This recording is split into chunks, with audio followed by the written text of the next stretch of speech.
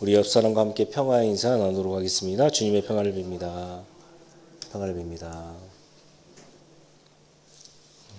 오늘 돌아가실 때도 안전하게 돌아가시기를 빕니다. 제가 독일에 3년 동안 있었는데요. 좋았던 점은 교회의 종소리를 들을 수가 있었다는 겁니다. 제가 84년생인데 제가 어렸을 때만 해도 직접 종을 치셨어요. 그러다가 주일학교가 지나고 중학교에 들어가니까 직접 종을 치시지 아니하고 테이프를 녹음해서 시간대마다 그렇게 종소리를 틀게 되었다는 겁니다. 그런데 민원이 들어와요. 시끄럽다. 그랬더니 어떻게 되었습니까? 전 이 한국교회가 이제 종을 치지 않는다라는 겁니다. 독일에서는 아침 9시, 12시, 오후 6시에 종을 치게 됩니다. 밥 먹을 시간입니다. 물론 이 종소리는 예배 시작을 알리는 종소리다라는 겁니다. 독일의 튜빙겐이라는 이 도시가 있어요. 그 도시를 걷다 보면 한 마을의 한 가정 앞에 이렇게 작은 종들을 모아둔 곳이 있습니다. 그 아래 팻말이 붙어 있는데 이런 문구가 기록되어 있었다는 것이죠. 종을 치는 것은 예배 시간을 알리는 것뿐만 아니라 늘 마지막에 구세주가 찾아온다는 것을 깨어서 기다리라는 메시지입니다. 그렇습니다. 교회에서 종을 울리는 것은 예배 시간을 알리는 것이고 마지막 날에 예수님께서 심판주가 되어서 다시금 이 땅 가운데 오실 것이다. 그러니 너희들은 깨어 기도하고 예수님을 기다려라 라는 메시지가 될 수 있습니다. 말씀을 준비하면서 저는 개인적으로 한국교회가 종소리가 종탑이 없어진 거에 대해서 굉장히 아쉬워하는 사람이고요. 말씀을 준비하면서 생각해 봤더니 우리 교회도 들어올 때 예배당에 들어올 때 종탑이 있으면 어떨까라는 생각이 들게 되었다는 겁니다. 그러면 성도들이 예배당에 올 때 어떤 마음가짐을 가지고 예배당에 들어올 수가 있겠습니까? 아, 주님 다시 오시는구나. 언제 올지를 모르니까 내가 종말론적인 신앙을 가지고 살아야 되겠다라는 것을 다시금 한번 그 종탑을 보고 마음에 새기고 예배당에 들어올 수가 있다는 겁니다. 여러분들은 어떠하십니까? 방금 제가 말씀드린 것처럼 예수님께서 이 땅 가운데 다시 오실 것이기에 종말론적인 신앙생활을 하고 계시고 깨어 있으십니까? 오늘 말씀은 누가 깨어 있는 사람인가 라는 제목으로 하나님의 말씀 전하도록 합니다. 마가복음 13장 33절 말씀 다시 한번 제가 읽도록 하겠습니다. 주의하라, 깨어 있으라. 그때가 언제인지 알지 못함이라. 여기에서 그때는 주님께서 다시 오실 날을 말씀하고 있다는 겁니다. 중요한 것은 무엇입니까? 우리는 그 때를 알지 못한다라는 겁니다. 그래서 맥락적으로 주님께서 이렇게 말씀해 주시는 거예요. 사람들의 미혹을 조심해라. 미혹하는 사람들이 등장하게 되었다는 겁니다. 그 때를 아는 사람들이 등장하게 되었다는 거예요. 예전에 다미선교회라는 그 단체가 있었습니다. 한참 사회적으로 문제가 있었지요. 그 사람들은 예수님께서 언제 오실 때를 알고 있었다라는 겁니다. 그러나 그때는 하나님밖에 알 수가 없다라는 것이죠. 또 어떤 사람들이 있습니까? 거짓 선지자들이 나타날 것이다 라고 그렇게 이야기했습니다. 이 사람들은 이적과 기적을 행합니다. 이 사람들 또한 사람들을 미혹하게 되지요. 주님의 때가 왔다는 겁니다. 이들의 공통적인 특징이 있습니다. 눈에 보이는 것으로 사람들을 미혹하게 된다는 사실입니다. 지금도 자연재해는 있고 예전에도 있었습니다. 지금도 이적과 기사는 나타나게 된다는 사실입니다. 참 사람들은 보이는 현상을 굉장히 좋아한다는 겁니다. 그러나 주님께서 어떻게 말씀하십니까? 그때는 천사도 모르고 아들 자신도 모르고 창조주 하나님도 그때를 모른다라고 그렇게 말씀하고 있다는 겁니다. 따라서 우리는 주님께서 이 땅 가운데 오실 때까지 이러한 사람들을 굉장히 조심해야 되고 기도하고 말씀 보고 찬양함으로 말미암아 깨어서 주님을 기다려야 된다는 사실입니다. 그렇다면 깨어 있다는 것은 어떤 의미가 있을까요? 저는 달란트 비유에서 찾았다는 겁니다.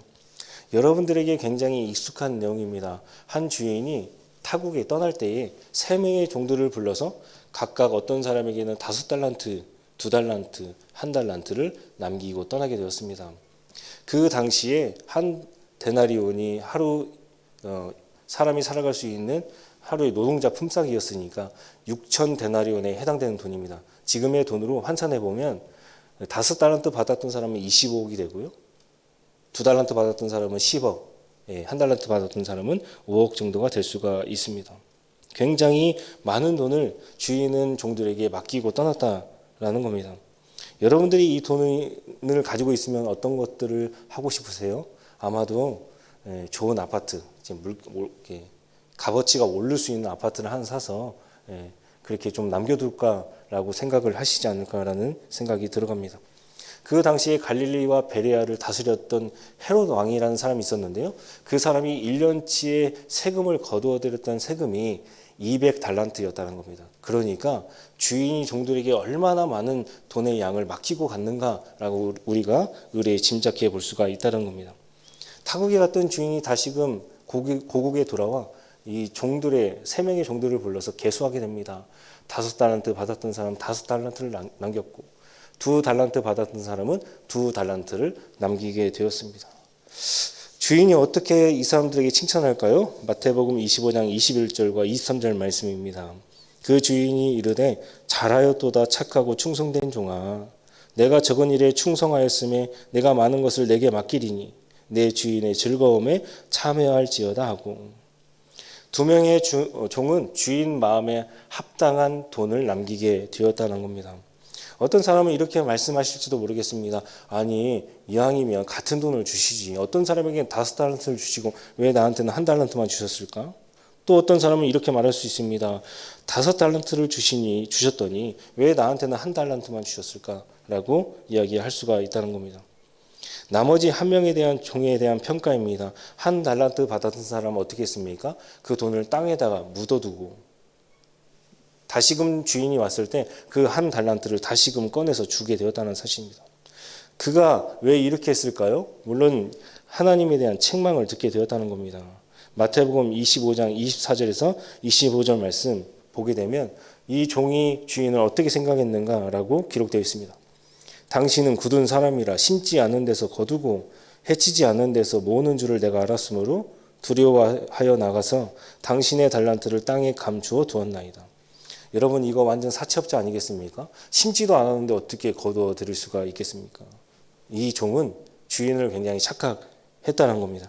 그래서 이 종은 주님에게 이런 평가를 듣습니다. 악하고 게으른 종아. 하나님께서 오늘 본문을 통해서 말씀하고자 하시는 중심적인 메시지는 달란트를 맡긴 양이나 얼마를 남겼느냐가 중요한 것이 아니라 주님 보시기에 착하고 충성된 종이 있는가 하면 악하고 게으른 종이 있다는 사실입니다. 다시 말해서 각각 주신 대로 각각 믿음의 분량에 따라서 무언가를 남기기만 한다면 하나님께서는 보시기에 5달란트 남긴 사람이나 2달란트 남겼던 종이나 똑같다라는 겁니다. 우리들 이렇게 생각할 수 있습니다. 아니 5달란트 남긴 사람 조금 더 좋은 평가를 해주시지 라고 생각할 수 있습니다. 성경을 읽어보니까 5달란트 남긴 사람이나 2달란트 남겼던 사람이나 하나님의 평가가 똑같습니다. 그러니까 무슨 말입니까? 수익성이 있지 않다는 겁니다. 착하고 충성된 종은 내가 무언가를 조금만 남겼더라도 주님께서 나에게 이렇게 주신 분량에 따라 살아가기만 한다면 하나님께서는 그 사람을 착하고 충성된 종이라 말씀해 주고 있다는 사실입니다. 그래서 주님의 판단의 기준은 수익성에 있지 않습니다. 사람이 아니라 하나님께 얼마나 충성했느냐, 그가 하나님이 주신 하루를 어떻게 알차게 살았는가라고 평가해 주신다는 사실입니다. 그래서 하나님께서 보셨을 때 악하고 게으른 종, 착하고 충성된 종만 있을 뿐입니다. 마태복음 25장은 우리가 읽었던 마가복음 13장과 똑같이 종말장 그렇게 부르고 있습니다.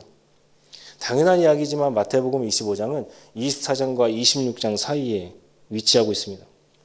마태복음 24장은 예수님께서 이제 예루살렘에 입성하시고 예루살렘 성전 파괴를 예언하십니다. 심판의 메시지였다라는 겁니다. 마가복음도 비슷합니다. 이렇게 다가올 심판을 구체적으로 설명한 것이 25장의 메시지다라는 겁니다.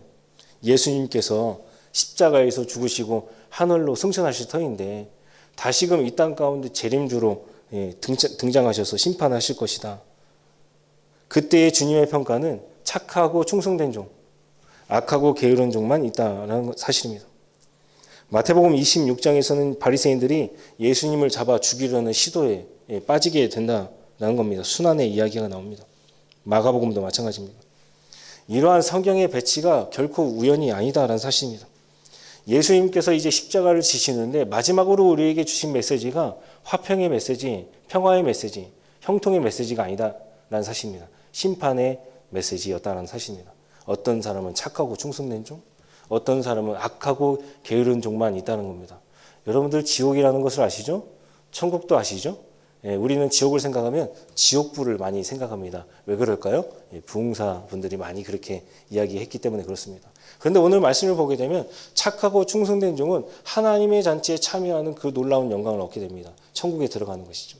그런데 악하고 게으른 종은 어떻습니까? 바깥 어두운 데로 끌려가서 일을 갈게 됩니다. 하나님과 분리된 장소, 그 장소가 어딘지는 잘 모르겠지만 하나님과 분리되어 쫓겨나는 장소가 바로 지옥이다라는 사실입니다. 여러분들 탕자의 비유 잘 알고 계시죠? 둘째 아들이 아버지 집에 돌아왔습니다. 한바탕 잔치가 벌어져요. 그런데 첫째 아들이 둘째 아들이 돌아오는 것을 보고 잔치를 베푸는 것을 보고 이 잔치에 참여하지 않습니다. 직접 아버지가 바깥으로 나와 첫째 아들을 설득합니다. 얘야, 잔치에 참여해라 라고 이야기했는데도 불구하고 그 첫째 아들이 어떻게 합니까? 절대로 그 잔치에 참여하지 않게 되었다는 사실입니다. 하나님과 분리된 장소가 곧 바로 지옥이며 지옥불에 떨어지게 된다는 사실입니다. 말씀을 맺습니다. 여러분들에게 있어서 충성이라는 단어는 어떻게 정의하고 계십니까? 아마도 각자가 생각하는 충성이라는 단어가 다르게 다가올 수가 있겠습니다. 그런데 제가 생각하는 충성이라는 단어는 하나님께서 여러분들에게 주신 그 하루의 분량의 시간을 얼마나 알차게 하나님 보시기에 얼마나 합당하게 살아갔느냐, 그것이 중요할 것 같다라는 생각이 들어갑니다. 충성과 성실은 특별한 것이 아니라 눈앞에 주어진 그 찰나의 시간, 하루의 시간을 하나님께 주신 시간이라 생각하고 최선을 다해 열심을 다해 살아가는 겁니다. 이것은 얼마를 남겼느냐 그 수위성에 있지 않다는 사실입니다. 하나님께서 주신 분량에 따라 내가 내 지금 상황에 따라서 열심히 살아가고 있다라고 한다면 그 사람은 분명 착하고 충성된 종이 될 수가 있다는 사실입니다. 2025년도가 새해가 밝은 지 벌써 한 달이 조금 넘었습니다. 여러분들은 연초에 어떤 것들을 계획하고 다짐하셨습니까? 저는 조금 운동을 해보려고 했습니다. 그런데 지금까지 헬스장을 가지 못하고 있습니다. 저와 여러분들에게 지나간 한 달 이상의 시간은 절대로 다시 돌아오지 않는 시간입니다. 주님 말씀하여 주셨습니다. 세월을 아껴라. 때가 악하다라는 겁니다. 세월을 아끼며 살아가는 사람이 지혜로운 사람이다 라는 사실입니다. 다른 언어로 봤더니 찬스라는 단어가 기록되어 있다는 겁니다. 하나님께서 여러분들에게 허락하신 그 하루의 시간은 하나님이 주신 기회다라는 거예요. 그것을 잡으며 살아가는 사람이 진정으로 지혜로운 사람이다, 그렇게 말씀하고 있다는 사실입니다. 하나님이 주신 시간입니다. 우리에게는 어떤 시간입니까? 하나님께서 주신 시간이니 내가 열심히 노력해서 그 찬스를 계속해서 끄집어 당기고 잡아가는 사람이 되어야 한다는 사실입니다. 주님 언제 오실지는 우리는 절대로 알 수가 없습니다. 천사도 모르고 아들도 모르고 하나님만 알고 계신다는 사실입니다. 그런데 우리 입장에서는 내일, 현재, 지금 당장 예수님께서 오실 것처럼 내일 지구가 멸망할 것처럼 열심히 그렇게 살아가다 보면 반드시 언젠가는 주님께서 오신다라는 사실입니다. 그런 사람은 하나님께로부터 아 그래 네가 착하고 충성된 종이었구나 라는 축복의 메시지를 듣게 된다는 사실입니다. 주님께서 오셨을 때 악하고 게으른 종이 아니라 착하고 충성된 종이라는 메시지를 다 들으시는 저와 여러분 되기를 주님의 이름으로 소망합니다.